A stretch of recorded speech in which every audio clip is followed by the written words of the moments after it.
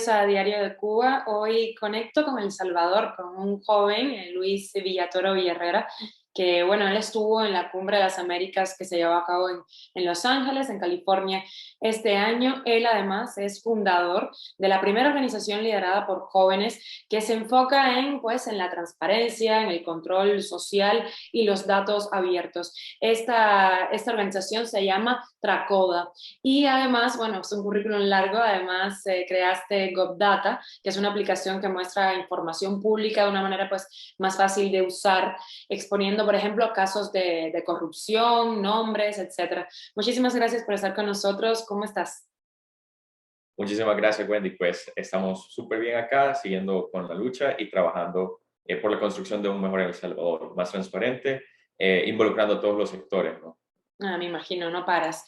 Oye, ya llevas tiempo avisando de la posible reelección que ya prácticamente se va a materializar del presidente de tu país, de Nayib Bukele, que bueno, fue elegido en 2019, a pesar de que esta reelección no está contemplada en la Constitución, o sea, no debe permitirse. ¿Qué posibilidades ves de que esto suceda finalmente? ¿Y cuáles crees que sean los próximos pasos de Bukele? Pues realmente es el 100%, o sea, no es si va a ocurrir, es que va a ocurrir. Desde antes, pues muchísimas organizaciones de sociedad civil habíamos visto esta actitud de buscar la reelección de parte del presidente. Y hay que ser claros con algo, él tiene los votos, él tiene el apoyo, pero la legislación, la constitución, la ley madre, no permite la reelección. Y hay al menos 5 o 6 artículos en la constitución que buscan la alternabilidad en la presidencia. Y es algo que se saltó precisamente porque venimos de una cronología donde él militariza la Asamblea Legislativa. Luego de eso, remueve, cuando gana los diputados de su partido, él remueve a los magistrados de la sala. Y luego de eso viene una resolución, trataron de hacer una jurisprudencia en la cual trataron de explicar que el periodo inmediato no era el en el que él estaba, sino el anterior. Y te lo pongo en un ejemplo muy, muy sencillo. Yo te puedo preguntar, Wendy, ¿cuál es el número que va atrás del 4? Ujú. Y yo respondo 5, claramente, ok. O te pregunto, ¿cuál es el que va después del 4? El 3. Entonces, lo que ellos alegan es que no es del 4, no es el 4, sino el 2. Entonces, el 3 sí puede correr por la reelección. Entonces, ahí es donde se habla del tema de la alternabilidad y donde ellos dicen, donde están justificando algo que es injustificable. El periodo inmediato anterior es este en el que él está, no el anterior al de él. Entonces, la lógica de ellos es esa. Él se va a reelegir, como dije anteriormente, tiene los votos, porque sí los tiene, pero no es legal. Las reglas del juego están establecidas, pero su partido, pues lo quebraron y pues vamos en esa espiral que ha caracterizado a países como Nicaragua, como Venezuela, donde la reelección se comienza a consolidar, no solo por un periodo, sino por muchos. Bueno, y en Cuba, En en Cuba Cuba. décadas. Esto se había visto en legislaturas anteriores, es la primera vez que pasa algo así en la historia de Salvador reciente. Es la primera vez que ocurre. Es la primera vez que tenemos un, un personaje con tan alto nivel de aprobación. Ujú. Ni siquiera en Nicaragua, que estamos como muy cerca, Ortega tuvo esos niveles de aceptación, creo que ni en Cuba ni en Venezuela tampoco. Entonces, estamos ante un fenómeno muy interesante porque la estrategia de comunicación que tiene es muy, muy grande y precisamente eso también lo catapulta para tener estos altos niveles de aceptación y por lo que la gente está conforme que él se vaya a reelegir. Ujú. Pero es algo, ya una conversación muchísimo más larga donde podemos ver el ciudadano, muchísimo ciudadano que está de acuerdo con esta reelección, ¿no? A pesar que es inconstitucional. Eso quería hablarte. En la Cumbre de las Américas, bueno, hablaremos de esto más adelante en la entrevista, pero se habló de la información como un poder que puede ser tanto positivo como negativo para las democracias. En el caso de El Salvador, tú estuviste hablando de que eh, hay una manipulación en la información, una manipulación en los ciudadanos y también pues digamos, se enfrentan a ciudadanos patriotas con ciudadanos que no lo son. Esto también pasó en Cuba, el 11 de julio hubo unas protestas históricas en todo el país y el presidente de Cuba en televisión nacional llamó a los revolucionarios a enfrentarse, ¿no? A los no revolucionarios, que son los que estaban en las calles pidiendo de forma pacífica un cambio. Entonces quiero que me hables de este poder que tiene la información negativo, pero también en contra de las democracias, como es el caso de Salvador ahora. Yo creo que el tema de las comunicaciones ha venido a ser, a potenciar algunos liderazgos, sean estos positivos o negativos. Lo que sucede en El Salvador es que la sociedad civil no sabe conectar con la población, con los mensajes. Y es algo que siempre he dicho. Algunos mensajes que vienen de tanques de pensamiento son precisamente para una élite en la ciudadanía que no conecta con la población. Mientras tanto, el gobierno tiene un mensaje muchísimo más amplio, muchísimo más corto, que la gente digiere muchísimo más rápido. Vemos también que todas estas las redes sociales, Twitter, Facebook, TikTok, son muy buenos mecanismos y medios por los cuales puedo transmitir muchísima información. Yo creo que en el caso de El Salvador, esto ha venido a jugar un papel muy que ha deteriorado y ha polarizado a la población, y creo que es lo que sucedió en Cuba con el caso que mencionaste. Creo que en el caso cubano es muy interesante cómo el Internet eh, ha logrado generar estas marchas, porque estas protestas, ¿no? Protestas que son pacíficas, porque es un clamor de la población para exigir derechos humanos básicos, y es algo que también se ha hecho aquí en El Salvador, pero ha sido manipulado por el gobierno, donde dice solo son 50 personas, solo 100 personas, y utilizan una maquinaria donde hay fotos donde aparentemente solo son 50 personas, cuando en realidad son miles de personas que han ido a protestar pacíficamente para exigir ciertos derechos, y estamos en todo el derecho ciudadano de exigir, tanto aquí en El Salvador como en Cuba. Creo que estos medios de comunicación y también los mensajes que se manejan han sido claves para polarizar a la gente. Entre más polarizado yo tengo a la ciudadanía, no voy a encontrar un punto medio. Al final del día lo que se busca es un diálogo y un debate dentro de las diferentes posiciones que existen en una sociedad. Ujú. También quería, bueno, saber, bajo tu punto de vista, si crees que las instituciones en El Salvador van a tener tiempo para un poco ponerle freno al avance del autoritarismo de Bukele, ¿no? O no se dan cuenta, o no quieren darse cuenta, o sea, ¿cómo está la situación en este caso? Las instituciones públicas, es decir, como el Ujú. tema de pesos y contrapesos, pues es que no tenemos. Ya. Eh, una vez él tomó la asamblea, removió a los magistrados de la sala, entonces son aliados del gobierno. Entonces, fueron ellos quienes, de hecho, emitieron esta resolución donde daban paso a la reelección. Ya de ahí tenemos diferentes organismos, pero ninguno es tan fuerte como para decir, ok, tenemos que hacer algo, porque todos están alineados al mismo partido o a la misma línea de decisión, pongámosle. Entonces no hay mayor pesos o contrapesos, no los estoy viendo, por lo menos desde mi perspectiva, no hay en este momento, y eso habla de la fragilidad de las instituciones que tenemos, no solo en El Salvador, sino en Latinoamérica. Es algo que ya pasó en Nicaragua, es algo que pasó en Venezuela, en Cuba. Cuando tienen el control de absolutamente todas las instituciones, no hay nadie quien pueda decir, ok, esto no está bien, esto va en contra de las leyes que tenemos establecidas. Entonces, estamos en un panorama muy complejo y Ujú. complicado. Es que si todo está en él y nada fuera de él, está complicada esa lucha. Bukele, bueno, fue visto con buenos ojos por los opositores de la Alianza Bolivariana, pero ahora con este tema de la reelección, eh, yo creo que le está haciendo un favor pues, a todos los gobernantes que, como en Venezuela, como en Cuba, se reeligen una y otra vez y se perpetúan en el poder. ¿Qué crees que va a pasar ahora con esa relación de Bukele y la oposición en países como Venezuela?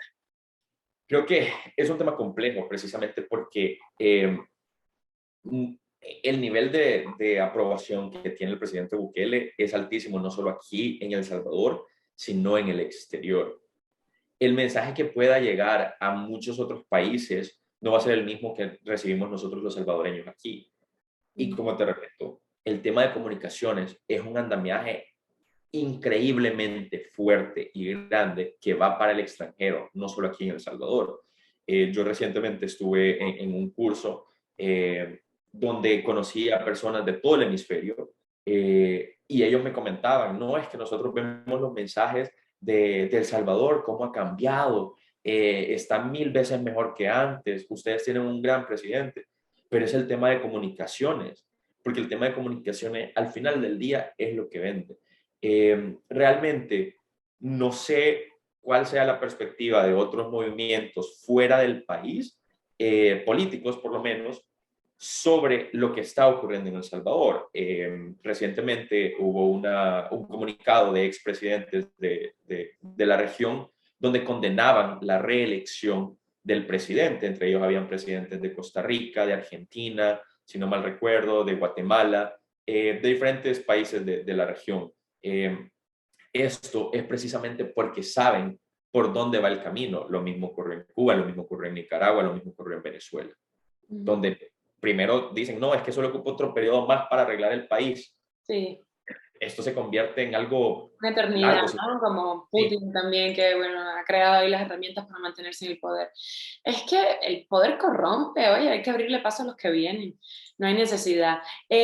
Háblame, porfa, de Tracoda y de GovData, estas son organizaciones, herramientas que pues tú has creado, que tienen que ver con el desarrollo de la democracia, con la información, o sea, ¿cuáles son los puntos claves de estas herramientas? ¿Y lo ves posible en la posible creación de esto en países como Cuba, por ejemplo? De hecho, yo estuve hablando con personas que han trabajado algunos programas en Cuba que me parecen súper interesantes porque yo estaba tratando de tener una metodología aquí, por lo menos con el uso de cómics para llegar a más gente, ¿no? De mensajes más amigables, memes, TikToks, etcétera. Pero dejando eso de un lado con la pregunta que me sigues, Tracoda fue creado por un grupo de jóvenes. Yo tenía 18 años, creo, 19, y a partir de un curso de formación que nosotros tuvimos, que éramos 30, entre 4 de los que quedábamos decidimos impulsar un ejercicio de Contraloría Social. En ese momento, El Salvador ha tenido una de las mejores leyes en toda la región de acceso a la información pública. Lástima que hoy por hoy esa ley es ineficiente, es una ley sin dientes. Pero nosotros hicimos un ejercicio sobre el crecimiento patrimonial de los diputados de ese momento, que eran del partido FMLN, Arena, PDC y PCN, donde fue un boom, porque utilizamos imágenes y con imágenes logramos vender papeles, folios que nos entregaban de 2,000, 3,000 páginas por cada diputado y habíamos pedido como por 25. Entonces, procesamos esa data y lo transformamos en algo amigable. A partir de eso comenzamos a trabajar en fortalecimiento con jóvenes en todo El Salvador, siempre desde una perspectiva de jóvenes para jóvenes, porque hemos entendido algo. Las personas no quieren ir a un salón de clases a oírte hablar del artículo tal, tal, la. No, no, no. Es algo más interactivo. Entonces, a partir de eso, comenzamos a trabajar con el tema de datos abiertos. Comenzamos a solicitar información a diferentes instituciones y a partir de eso, pues utilizamos la data, hacíamos el scraping y cuando estaba limpio, pues utilizábamos esos insumos para generar información más amigable. Luego de eso, yo fui seleccionado para ir a un tech camp donde reunió a varios jóvenes de toda Latinoamérica para ver soluciones innovadoras y tecnológicas para la democracia y estos temas, ¿no? A partir de ahí, pues se me ocurrió esta idea loca de GovData. Apliqué a un fondo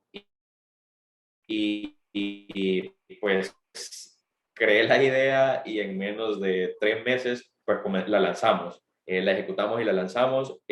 GovData básicamente solicitamos información a las diferentes instituciones, alcaldías, autónomas, gobierno central. Inicialmente fue para nombres de los funcionarios, tipo de contrato, salario, y lo pusimos en una base de datos, en un buscador, y lo encontraba. Y ponía como, y ahí la gente podía hacer como cross-examination, hacía como un cruce de datos en cuanto a las instituciones. Y te pongo el ejemplo, encontraron a alguien que trabajaba en 3 instituciones.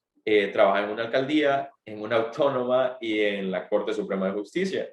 Entonces, eso fue un caso muy contundente porque, es decir, una persona normal solo tiene 24 horas en un día, entonces, ¿cómo vas a dividirte en 3 trabajos? Y uno de esos es en una alcaldía que está a 3 horas de donde están las otras 2 instituciones. Entonces, se comenzaron a encontrar casos de nepotismo cruzado. Ujú. Y de nepotismo incluso. Entonces ahí se comenzaron, los periodistas comenzaron a utilizar esta base de datos para sacar información valiosa. La app fue la primera en su tipo en toda la región. Luego el gobierno mexicano sacó precisamente una aplicación similar. Nada más que ellos son el gobierno, tienen un instrumento mucho más grande, ¿no? Pero fue similar a nuestra app. Mi app pues, fue utilizada como ejemplo en países de Sudamérica precisamente porque sí se puede utilizar, sí se puede aplicar en otros contextos, siempre y cuando la ley sirva. En nuestro caso, hubo un cambio de jurisprudencia eh, donde dijeron que no podíamos ya colocar los nombres de las personas porque eso declaraba un peligro para la integridad física y moral de las personas. Entonces, precisamente por eso nosotros ya no podemos publicar las bases de datos que teníamos y de igual forma ya no están entregando esta información que nosotros antes solicitábamos. El instituto, como es otra de las instituciones donde está inoperante básicamente. Entonces ya el Instituto de Acceso a la Información Pública, ¿no? Entonces nosotros podemos ir a solicitar la información, pero es muy probable que no nos la van a entregar. Entonces la aplicación quedó muerta básicamente. En mi visita a la Summit de las Américas, pues estoy tratando ahorita de repensar y tengo algunas ideas. Espero que en algún momento podamos consolidar algo para fortalecer siempre la sociedad civil a partir de esta, porque en su momento fue muy fuerte. Eh, Encontramos muchísimos casos, por ejemplo, un ministro que estaba como ministro ad honorem y estaba con esa plaza precisamente porque mantenía su salario como asesor, que era un salario más alto que del mismo ministro. Entonces, la gente se dio cuenta precisamente por la app. Eh, Tuvimos muchísimos hallazgos muy interesantes. Lastimosamente, pues el rumbo que ha llevado el país hoy por hoy no nos permite seguir fomentando estos espacios donde la gente pueda consultar de una forma más amigable y pueda tener acceso a derechos básicos como es el derecho de acceso a la información pública.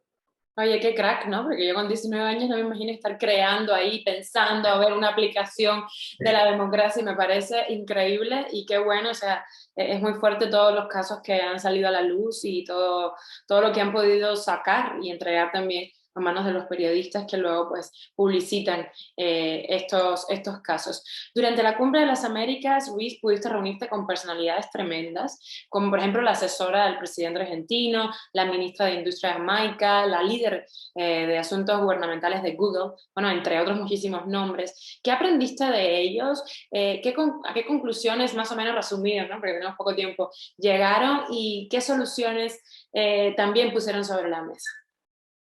Uno de los puntos que yo toqué fue precisamente el tema de fake news y desinformation y cómo esto ha polarizado a la sociedad. Estos nombres que mencionaste fueron precisamente en una de las roundtables donde solo eran personas seleccionadas precisamente por el nivel de estas discusiones. Yo me alegro mucho porque fui considerado para estar en estos espacios donde los adultos toman las decisiones, ¿no? Entonces, fue interesante porque yo sí traté de ser disruptivo. Un primer ministro me dijo eso, tu voz aquí es interesante porque se siente la pasión. Yo me alegré porque eso llamó la atención, por ejemplo, a la VP de Latinoamérica para Google, porque yo les dije que ellos deberían de combatir el tema de las fake news y desinformation en sus plataformas, que son plataformas gigantescas. De igual forma, hubo un llamado de la asesora del presidente de Argentina para invitar a todos los gobiernos, a lo que yo respondí lo siguiente, precisamente porque yo encuentro un poco, no, quizás hipócrita o idealista, invitar a presidentes que silencian a sus ciudadanos a un espacio de diálogo.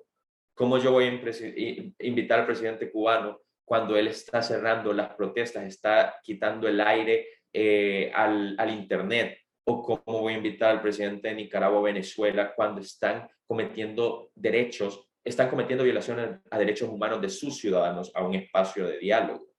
Finalmente hice un llamado al moderador, que era Dante Mossi, el presidente o director del Banco Centroamericano de Integración Económica, a que no le diera premios a los gobiernos autoritarios y que si trabajaba con ellos, que trabajara de una forma más democrática, incluyendo a la sociedad civil dentro de estos espacios. No es posible que a estas alturas yo le esté dando plata como un banco de una región a gobiernos que están violando derechos humanos, por lo menos condicionarlos como lo mínimo.